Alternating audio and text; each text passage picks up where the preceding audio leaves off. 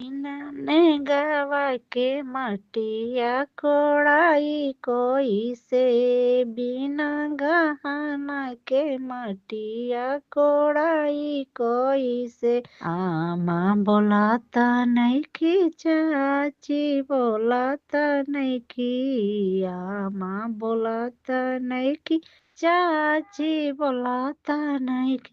हे जी दुआरा से पापा के बोलाई कोई से, हे जी दुआरा से पापा के बोलाई कोई से। बिना ने गावा के मटिया कोड़ाई कोई से, बिना गहना के मटिया कोड़ाई कोई से। भाभी बोलाता नहीं की चाची बोलाता नहीं की, भाभी बोलाता नहीं की चाची बोलाता नहीं।